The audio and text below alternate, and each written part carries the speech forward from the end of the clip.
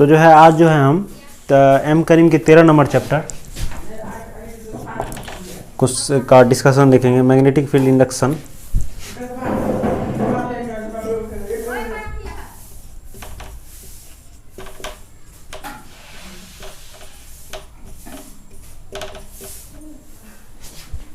Magnetic field induction due to current in a circular coil, due to current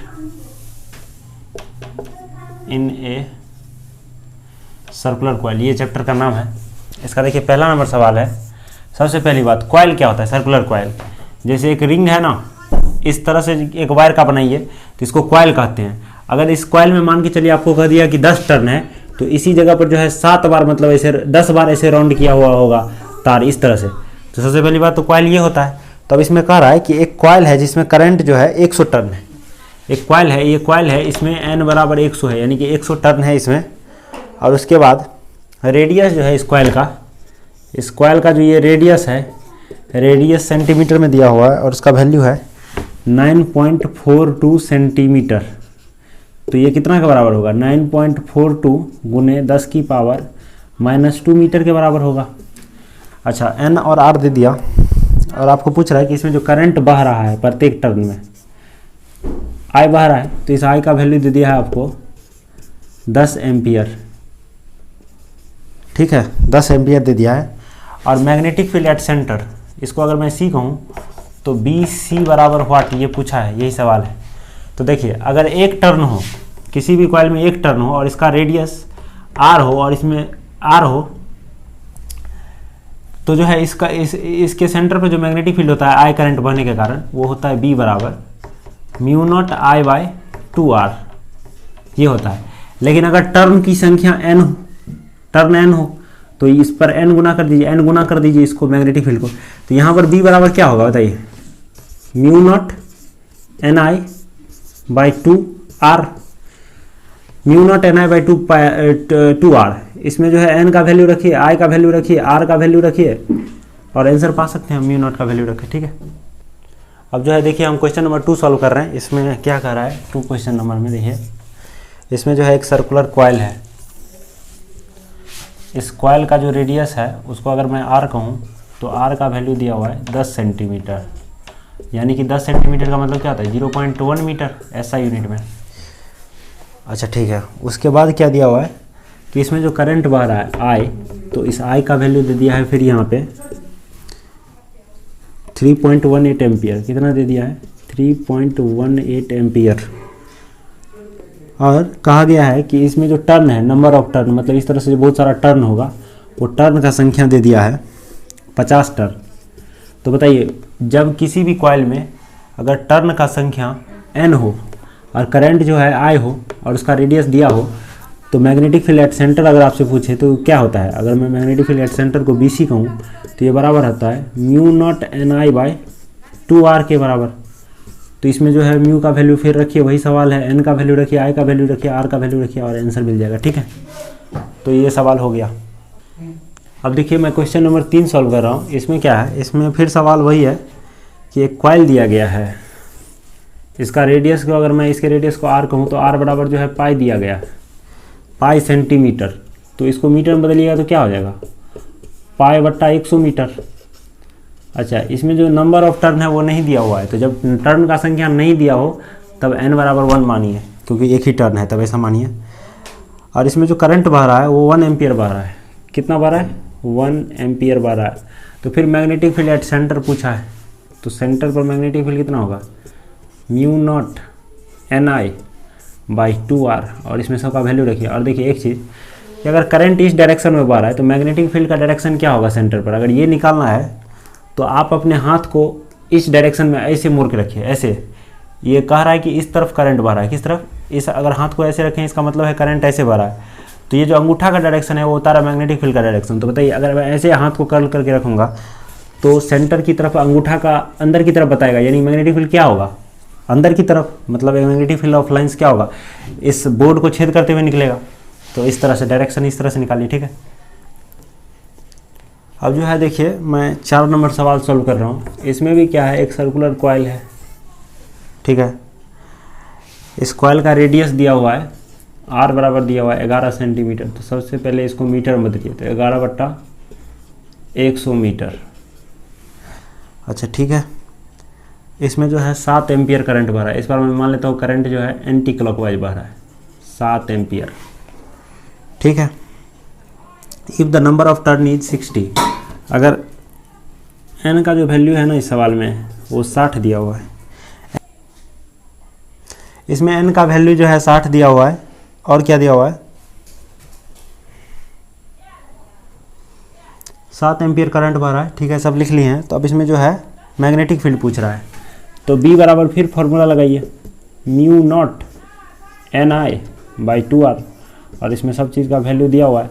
अब देखिए फिर इसमें direction कैसे निकालेंगे, इसमें डायरेक्शन निकालने के लिए फिर क्या कीजिए, देखिए किस तरफ करंट बढ़ा है, इस तरफ, तो उंगली को इस तरफ से कर्ल कीजिए। ये उंगली का डायरेक्शन और करंट का डायरेक्शन सेम है ना, ऐसे ऐसे। तो अब देखिए अंगूठा किधर बता रहा है, बाहर की तरफ, यानी कि करंट का डायरेक्शन मतलब मैग्नेटिक फील्ड का डायरेक्शन क्या होगा सेंटर पर, बाहर की तरफ, यानी कि मैग्नेटिक फील्ड लाइंस जो है छेद करके बोर्ड को बाहर की तरफ निकल रहा होगा, ठीक है, हो गया। अब देखिए मैं जो हूँ क्वेश्चन नंबर 5 सॉल्व कर रहा हूँ। इसमें क्या है, एक सर्कुलर कॉइल है, ठीक है। इस कॉइल में जो करंट बह रहा है, circular coil of average radius, मतलब थोड़ा सा मोटा कॉइल है। तो मोटा कॉइल है ना, तो जब मोटा चीज़ रहता है तो उसका एवरेज रेडियस का बात होता है। मान लीजिए ये कॉइल इतना मोटा है, मैं ठीक से बना रहा हूँ, ये इतना है, तो इस दोनों पॉइंट के बीच में कौन सा, ये लाइन होगा, ये होगा, मान के चलिए, मैं ठीक से बना रहा हूँ एक बार थोड़ा अच्छा से। देखिए ये मान लीजिए इतना मोटा कॉइल है, एक बार के लिए मैं कहता हूँ, ये है तो हालांकि बहुत पतला, तो ये इस दोनों पॉइंट के बीच वाला लाइन ये है। तो अगर सेंटर से इस लाइन को ये वाला रेडियस लीजिएगा तो इसको आप क्या कहिएगा, एवरेज रेडियस। अगर ये रेडियस लीजिएगा इस पॉइंट तक, तो वही यहाँ पर जो है एवरेज रेडियस नाम का टर्म डिफाइन किया गया है। तो एवरेज रेडियस ये होता है, तो एवरेज रेडियस आर ही की तरह है। तो एवरेज रेडियस बराबर लिखिए आप 6 सेंटीमीटर, यानी कि 6 × 10⁻⁻² मीटर। उसके बाद जो है इसमें दिया गया है कि टर्न का संख्या जो है n बराबर 20 है।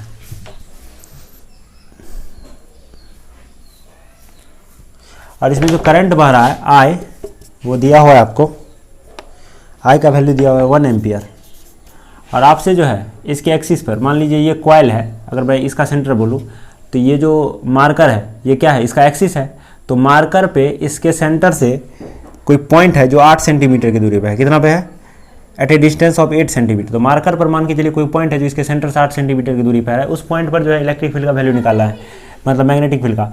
तो मैं इस तरह से तो नहीं बना सकते स्पेस में, तो देखिए मैं इसको इसी पे बना रहा हूँ। तो मान लीजिए ये है एक्सिस वाला लाइन, तो यहाँ से 8 सेंटीमीटर की दूरी पे कोई पॉइंट P है, इस पॉइंट पर मैग्नेटिक फील्ड बताना है। मैं इसको अगर x कहूँ तो x बराबर कितना दिया हुआ है, 8 सेंटीमीटर, यानी कि 8 × 10⁻⁻²।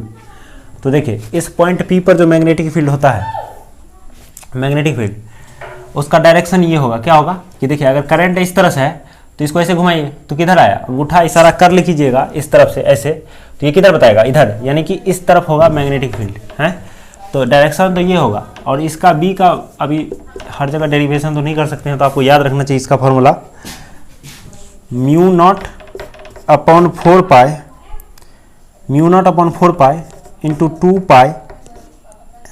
2π NIR² upon R² plus x² का पावर 3/2।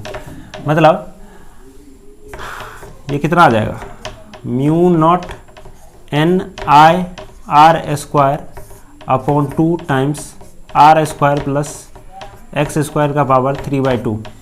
तो इसमें सब चीज़ का वैल्यू रखिए। μ0 का वैल्यू होता है फिक्स है, n का वैल्यू दिया गया है, I का वैल्यू दिया हुआ है, R का वैल्यू दिया हुआ है, x का वैल्यू दिया हुआ है 8 × 10⁻⁻² मीटर। तो सबका वैल्यू ऐसा यूनिट में रखिए, आंसर आ जाएगा, ठीक है।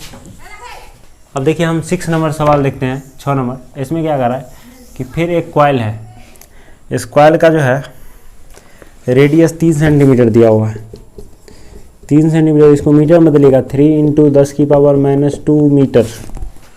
और जो है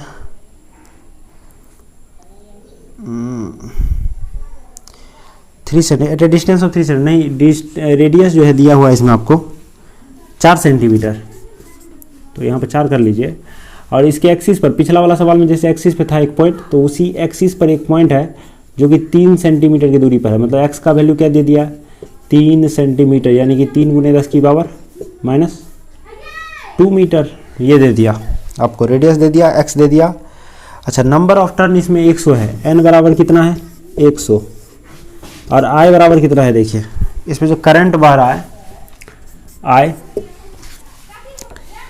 जो है 7/22 एम्पियर है। कितना है, 7/22 एम्पियर।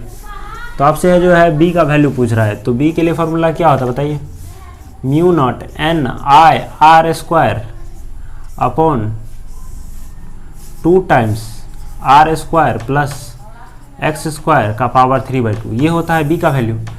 तो यही इसमें सबका वैल्यू पुट करिए, आंसर आ जाएगा। ठीक है, अब देखिए मैं क्वेश्चन नंबर 7 सॉल्व कर रहा हूँ। क्वेश्चन नंबर 7 में क्या है, एक कॉइल है, ठीक है।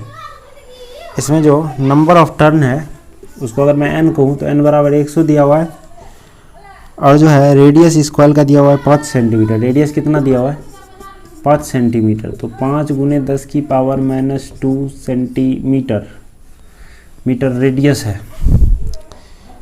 अच्छा, मान लीजिए इसके एक्सिस पर एक पॉइंट है जो यहाँ से x दूरी पर है, और इस पॉइंट को नाम अगर मैं P दूँ, इस पॉइंट का नाम अगर मैं P दूँ, तो इस सवाल में कहा गया है कि अगर, और इस पॉइंट का नाम अगर, इसके सेंटर को अगर मैं C कहूँ, तो इस सवाल में कहा गया है, अच्छा इसमें करंट कितना बह रहा है, 2 एम्पियर।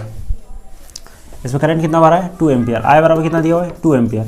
तो कहा गया है अगर BC बराबर 8 टाइम्स BP है, अगर BC 8 टाइम्स BP के बराबर है, तो आपको बताना है कि x का वैल्यू क्या होगा।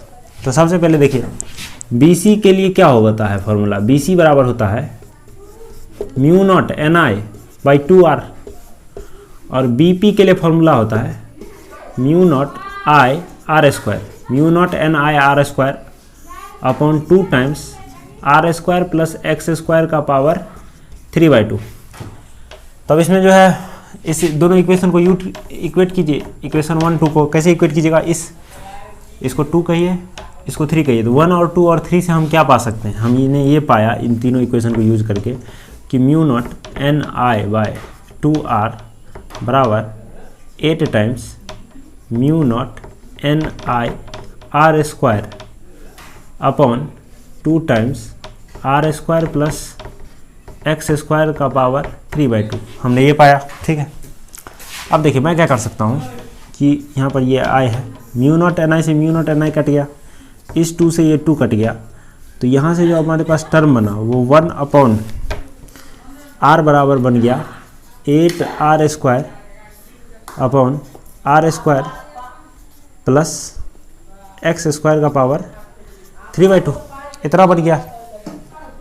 मतलब यहाँ से यहाँ ले लीजिए इस सवाल को, तो ये क्या था, 1 अपॉन r बराबर 8r² plus r² plus x² का पावर 3/2। देखिए इसको सॉल्व कितना अच्छा से कर सकते हैं हम, कि मैं इस 8 को इधर ले रहा हूँ, इसको मैं लिख सकता हूँ 1 अपॉन 8 इक्वल टू r³ का पावर r² प्लस x² का पावर 3/2, इतना लिख सकता हूँ।